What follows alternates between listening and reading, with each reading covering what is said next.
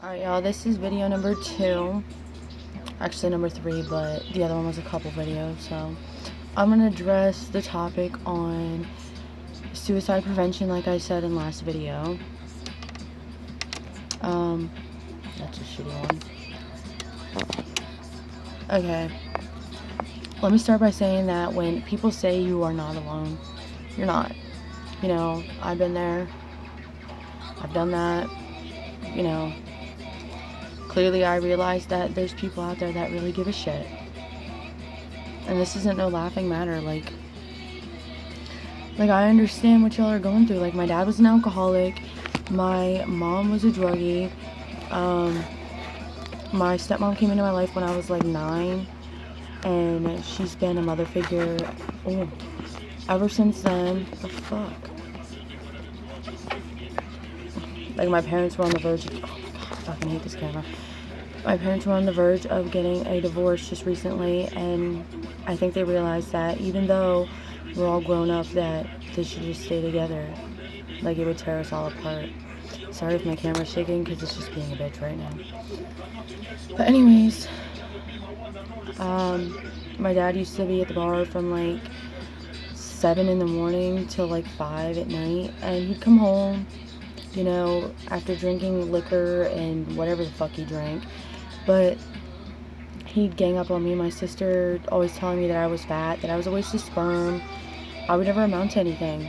And you know what? Today I'm waiting for my dream to come true. Like, I want to be a journalist and voice my opinions, because I feel like the things I have to say are actually things people want to hear. Don't mind my eyebrows, because I don't even know what the fuck's going on with them. But anyways, my sister and I were in shelter care, which I don't know if you know what that is, but it's like for bad kids, and we weren't even bad. I mean, we did give my dad some heart issues, but what kids don't? The one night, my stepsister and I were trying to get him off my sister. He was beating the shit out of her. We had cops at the house every other weekend, or every other day, really, and it was bad. He ended up lying to the police, and my sister left that night for shelter care. You know, my sister had a hard life, I had a hard life, you know. I felt like I was always alone, but I was not. You know, my friend's parents, like, as shitty as it sounds, they wanted to take me in, you know, to help me, to get me away from that situation. What the fuck was that? But that didn't happen because my dad never got help. But I moved in with my friend, and that didn't work out because her mom decided she wanted to take advantage of me. But, you know, I shrugged that shit off too. I don't even know what to say. All I'm saying is, if you ever feel alone and you feel like it's time to end it, it's not. Like, there's always somebody who can relate. If you're one of those people watching this video and you feel like you need to voice your opinion and get some things off your chest, please feel free to talk to me, because I know how it is. I was down in the dumps and I didn't want to live anymore. But you know what? I met my girlfriend and she changed my life. I know everybody says that, but she really did.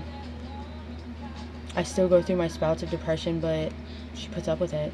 She helps me when she can. That's why I said she's the real MVP. And also, she had a shitty life too. I might do a video of her talking about her life and me explaining further into my situation. I mean, I still talk to my mom. I have a better relationship with my dad now than I did when I lived there. You know, every day it was the same shit. Like, he'd come home, he'd fuck us up for no reason. I lived with my gram, who passed away in 2006, and, you know, that shit's rough too. She knew about it. She knew about my sexuality, I believe. I mean, I swear she knew. But that shit's rough. You know, when somebody you love so much passes away and was there for you for so much, that's tough. But you know what? It's not the end. Things always seem like they're going to be hard or they won't get better, but they will. You know, over time, the pain's not going to fade, but it'll just begin to change. You know, every year, it's not a new thing for me. I'll always, you know, love and miss my gram, and, you know, I'll never forget what my dad did to me. I'll never forget what my mom did to me.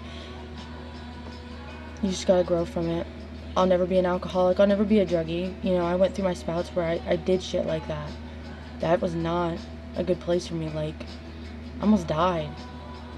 And that was a reality check. Like, I have nieces and nephews and people that love me, and I'm like, I cannot do this.